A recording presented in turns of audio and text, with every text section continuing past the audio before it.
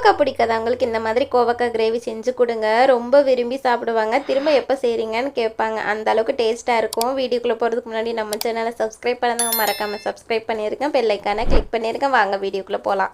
Stove on பண்ணி ஒரு pan வச்சுக்கோங்க. 2 ஸ்பூன் போல் ஆயில் சேர்த்துக்கலாம். ஆயில் காய்ஞ்சதும் நான் கோவக்காயை நீல வாக்கில் கட் பண்ணி வச்சுருக்கேன். அதை இது கூட சேர்த்துக்கலாம். கோவக்காய் சேர்த்து நல்லா ஃப்ரை பண்ணிக்கோங்க. நம்ம எந்த அளவுக்கு கோவக்காய் வறுக்கிறோமோ அந்தளவுக்கு டேஸ்ட் ரொம்பவே நல்லாயிருக்கும்.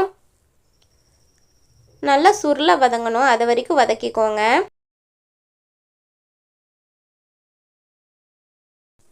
பாருங்கள், இந்த அளவுக்கு கோவக்காய் நல்லா வத்தி வரணும்.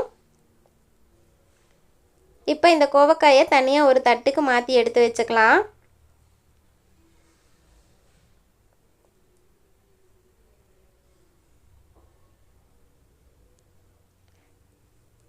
இப்போ அதே பேனில் கொஞ்சமாக ஆயில் சேர்த்துட்டோம். ஆயில் காய்ஞ்சதும் 1 ஸ்பூன் சோம்பு,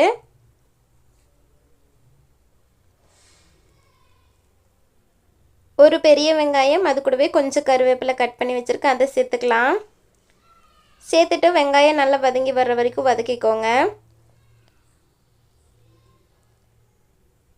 இது கூடவே 2 மீடியம் சைஸ் தக்காளி கட் பண்ணி வச்சுருக்கேன், அதை சேர்த்துக்கலாம். இது கூடவே தக்காளி வதங்க தேவையான அளவு உப்பு சேர்த்துக்கலாம். அப்போ தான் தக்காளி சீக்கிரமாக வதங்கி வரும். சேர்த்துட்டு ஒரு 2 நிமிஷம் மூடி போட்டு நல்லா மீடியம் ஃப்ளேமில் வச்சு வேக வச்சுக்கலாம். தக்காளி வெந்துட்டுருக்கட்டும். இதுக்கு ஒரு தேங்காய் பேஸ்ட் அரைச்சி எடுத்துகிட்டு வந்துடலாம். ஒரு முடி தேங்காய் துருவி சேர்த்துருக்கேன். அது கூடவே 1/2 ஸ்பூன் அளவு சோம்பு சேர்த்துருக்கேன். சேர்த்துட்டு கொஞ்சமாக தண்ணி சேர்த்து நல்லா பைன் பேஸ்ட்டாக அரைச்சி எடுத்துகிட்டு வந்துடலாம். இப்போ பாருங்கள், தக்காளி நல்லா வதங்கி வந்துடுச்சு. நம்ம ஆல்ரெடி ஃப்ரை பண்ணி வச்சுருக்கா கோவக்காய் இது கூட சேர்த்துக்கலாம். கோவக்காய் சேர்த்து நல்லா கலந்து விட்டுக்கோங்க. இப்போது இதுக்கு தேவையான மசாலா ஆட் பண்ணிடலாம்.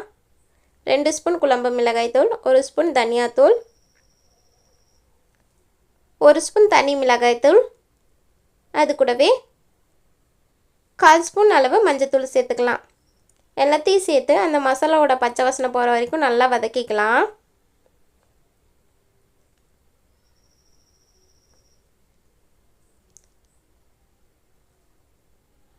இப்போது இது கூடவே கொஞ்சமாக தண்ணி சேர்த்துக்கலாம். ஒரு 1/2 டம்ளர் போல் தண்ணி சேர்த்துக்கோங்க.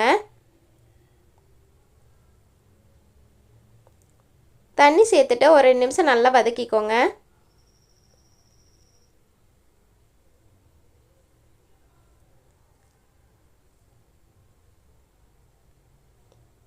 இப்போது இதில் நம்ம ஆல்ரெடி அரைச்சி வச்சுருக்கா தேங்காய் பேஸ்ட்டை ஆட் பண்ணிக்கலாம்.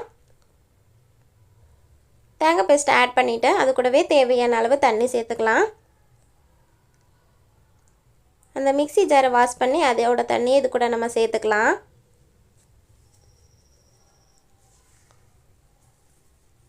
சேர்த்துட்டு நல்லா கலந்து விட்டு மூடி போட்டு லோ ஃப்ளேமில் ஒரு 2 நிமிஷம் நல்லா கொதிக்க விடுங்க. 2 நிமிஷம் ஆயிடுச்சு. இப்போ ஓப்பன் பண்ணி பார்த்துடலாம்.